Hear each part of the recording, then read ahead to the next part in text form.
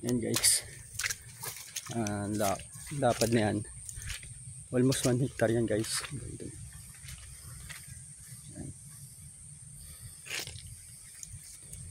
So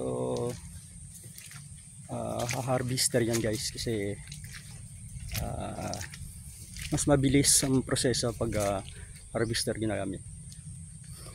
So dahil sa may low pressure tayo guys, hindi agad na harvester ano. So itong epekto ng umuulan-ulan kasi guys, ayan, natutumba yung palay. Ayan. So dyan minsan na lulugi or natatalo yung magsasaka. Ayan.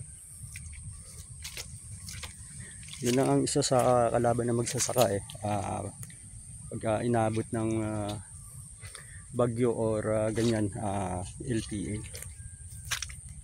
So ayan guys.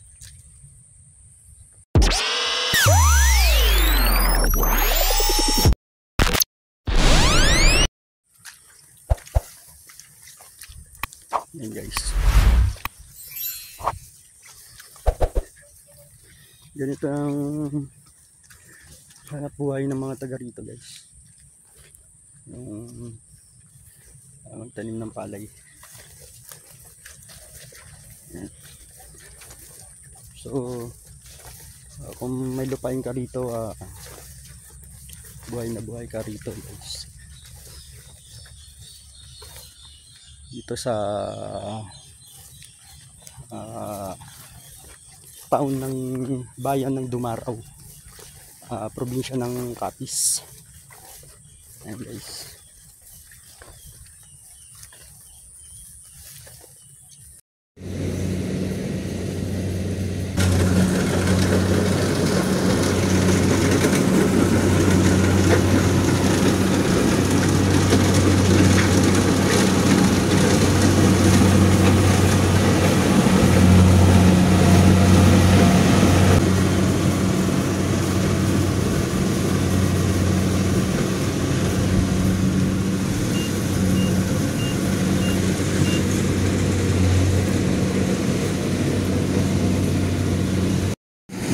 So guys, ito yung daan ng ano no, na harvester.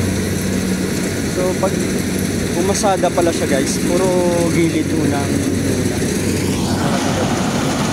sa kabilang gilid yun. So ito na naman tatabasin na ngayon.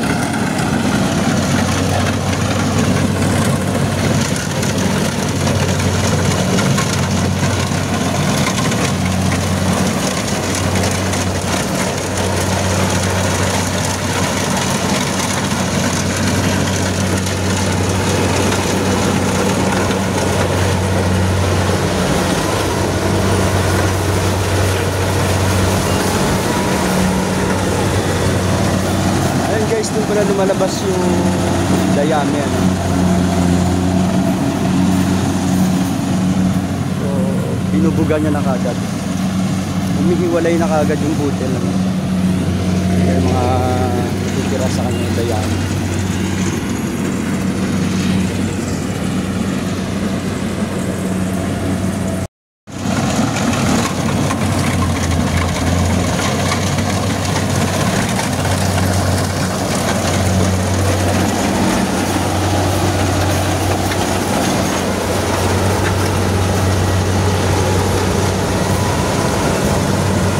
Gulong niya guys, parang gulong ng crawler ano. So pero rubber yata yun eh, hindi siya bakal.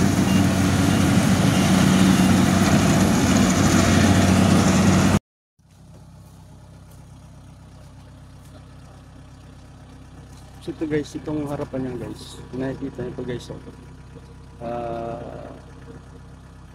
may ano siya no, may rick. So kahit nakahiga yung palay, kaya niya pabangunin at puputulin doon. Ayan, may blade yung pinaka-scissor niya. Dumapo yung palay, parang karit pala eh. Parang karit ng palay ano, medyo may grove din siya para may lipo.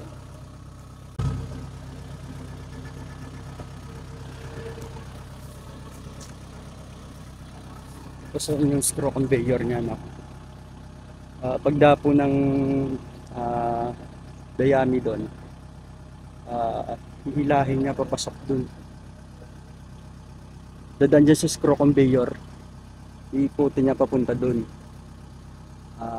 Yan yan ang gigiling ng palay, ano. Hihiwala yung dayami at yung butil.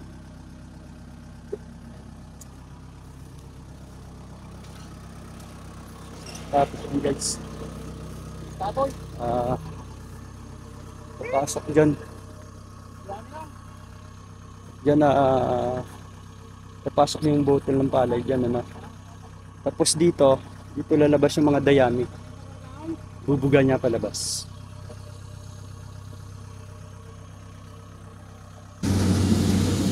Yung sa area mapuno na yan guys, may sapa dyan, ano. Yun ang pinaka source ng tubig para dito sa palayan na yan. Ayan guys, ayan, may sapa.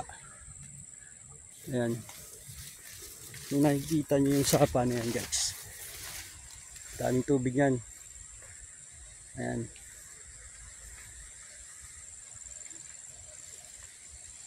So, ayan. Yung source ng tubig ng palayan na to guys, yung lapad ng palayan.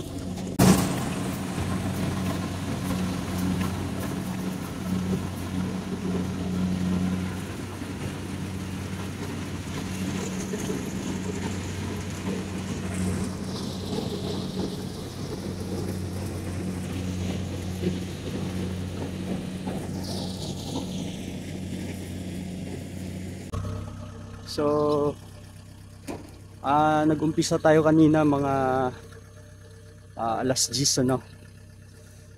Alas 10 ng umaga. So, natapos 11:45. So, kulang-kulang 2 oras lang, ano? Yung almost 1 hectare to guys. Yung kalapad. Ganun kabilis magtrabaho itong harvester na to.